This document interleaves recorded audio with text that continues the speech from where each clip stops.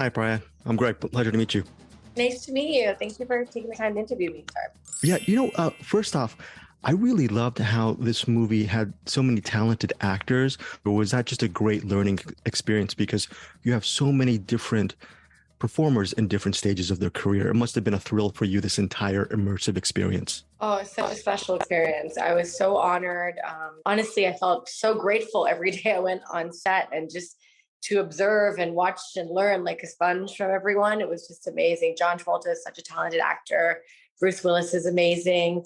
Blake, Stephen Dorff. I was just surrounded by very talented, compassionate, fun men. It was such a great set.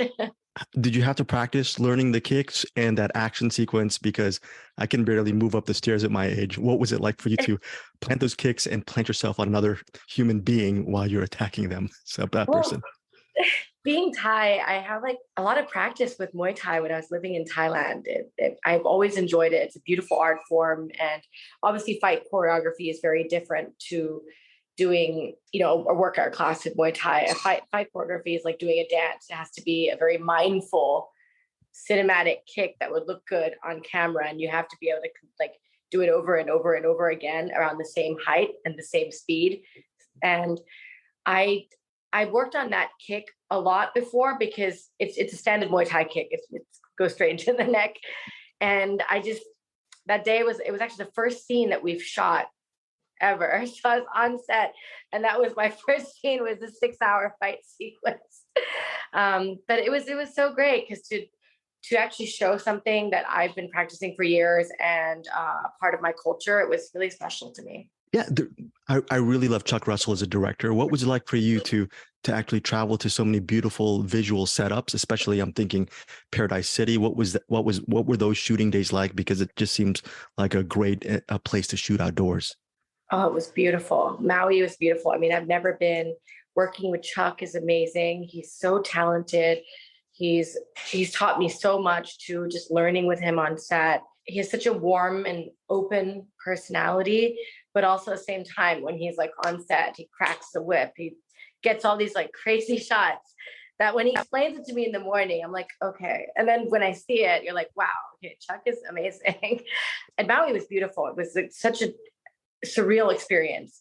I mean, I haven't worked on any other projects, but I have to say that I don't know if I'm going to have a project that feels this special again, if that makes sense.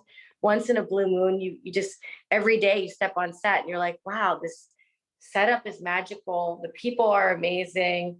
I love the script. I love my character. I love the director I'm working with. I'm like, wow, is this real life right now? It's a pinch. Price, speaking of real life, you're actually the first person I can actually ask this question to. You call yourself a world citizen. So what was it like in Bangkok? And living there, did that give you that sense of purpose you were talking about years ago in your TED Talk, that sense of purpose in serving others as far as your own needs and living that fulfilled life? I honestly, thank you for that question. It's special. I'm very proud to be interviewed by a half Thai too, to be honest. It's very special for me. I loved growing up in Bangkok. I think I was very blessed that I was able to experience both cultures. Like I went to international school. I was surrounded by so many different nationalities. I was speaking English in school, but at the same time, I came home and I was shooting, Thai lakhon, speaking in Thai, reading in Thai, writing in Thai. And Thai is such a beautiful language. Sounds like Bhasa, right? It's like derived from Sanskrit. So I love our culture, our religion. Thailand's a very spiritual country. As you know, everyone is just spiritual, happy, and giving. Because you see how much people struggle in life, how little they have. Growing up, I went to a very good international school. Walking to school every day, you just see that the minute I go to school, I see all these beautiful cars, all these people with a lot of money. And then all I have to do is go buy my lunch outside of the school. And I would see someone sitting on the streets selling food who had absolutely nothing. So constantly seeing that wealth gap and growing up with it truly does shape your reality of, if we were blessed enough to be in a position to give and to help others, then why wouldn't we, right? Mm-hmm. And it's also a big part of our religion too, metta, like means compassion. So the 4 pillars of Buddhism is to have compassion, in order to cultivate good karma and do good deeds, is to have compassion for your fellow human. And I think growing up in Bangkok, you really feel that, it's a special place. Speaking of special, what's it like for you to balance your acting career with yourself being a humanitarian and you traveling all over the world, as a spokesperson, as a model? There's so many different careers that you have. Was that always intended, or did you mature into these diverse array of life paths, I guess? That's a really good question. Thank you. For me, I feel as though when I started to act, I thought, okay, so acting, it's a craft. It's something that makes me feel passion.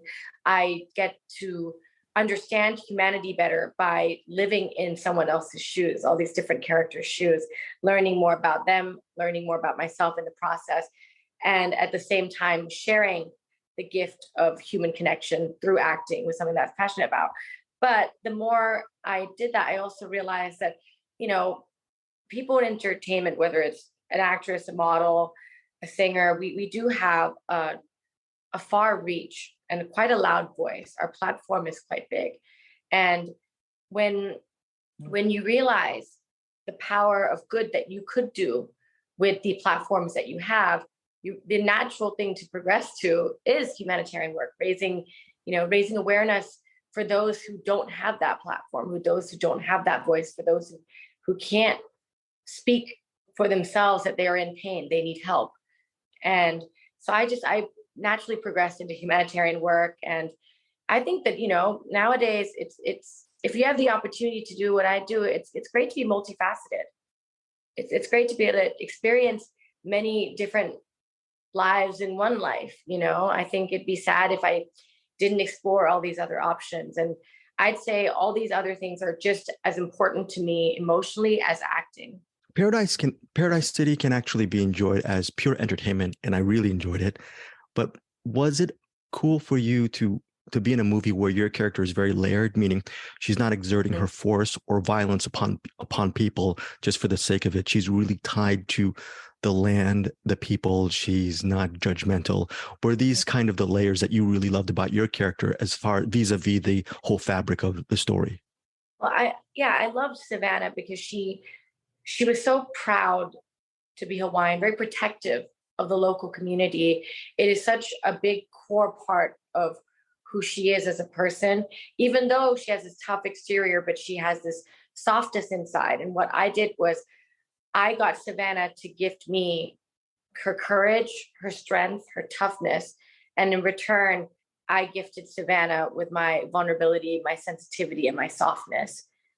And I think at the end of it, I've learned so much from Savannah, and I hope Savannah has learned something from me.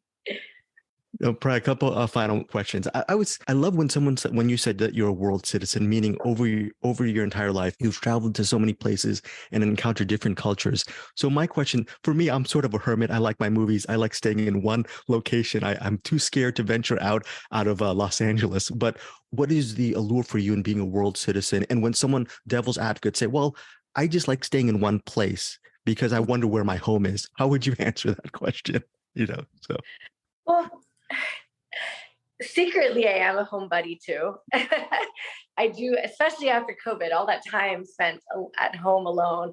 Sometimes I still get nervous about traveling, but all these cultures I've gotten to experience, I mean, I feel so blessed, truly, in the sense that I'm not talking about luxurious holidays. I'm not about any of that. I'm talking about a lot of my UNHCR work during the time visiting Bangladesh, visiting Colombia, Venezuela, Syrian border by Jordan. I mean, all these places that I could never in a million years dream that I would get to experience these cultures, hear them speak a completely different language and see literally, what happens during conflict, how families are torn apart, how actually would happen to human civilization if we were to fall apart. A lot of these places that I got to go to, I got to see human resilience and such unique cultures. And it was just, I have to say, it was the most surreal experience of my life in the last 10 years, traveling to all these camps, traveling to all these places. In the sense that when I say world citizen, I think that, even though we may not speak the same language, every time I visited these places, when someone is telling me their story of how, they fled their country, how hard it was, how being separated from their family has torn their heart apart, you might not understand what they say. You hear a translator translate it, but through seeing their facial expression, seeing their pain, you do understand the human experience. We may not need to speak the same language. We don't need to be from the same culture. We don't even need to have the same political views, but 100%, the core of our heart, our core values are exactly the same. We want the same things: security for ourselves and our family, a safe place to grow and live and thrive, and human dignity. We all want the same things. And on that ground alone, I think we're all very much more alike than we care to admit. So, I've gone to all these places, but I found a little bit of me and a little bit of home in all these places naturally, because we're all kind of the same. By the way, thank you so much for your time. Very quick question before you go. Can you, right off the top of your head, can you name one of your all-time favorite films, and what is it about this movie that speaks to you even today?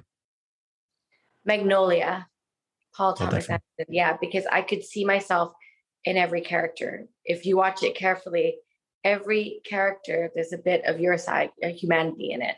I mean, even the child actor who was too afraid and forced by his parents, I felt that when I was younger. The wife who's like upset, just traumatized, freaked out, angry. You see yourself in Julianne Moore. You see Tom Cruise, the man who's been hurt before and then comes up with this tough, egotistical exterior of hating women. You see yourself in all these different characters. They're the human personality, all these different personality traits and all these different characters. I love Paul Thomas Anderson. I love Magnolia. I could see it over and over again. I think it's a great film. Speaking of films, really enjoyed Paradise City. Thank you so much for your time, Praya. And I hope we talk down the road again on more of your future projects. Of course. Thank you so much. Thank you for taking the time to interview me. Thank you.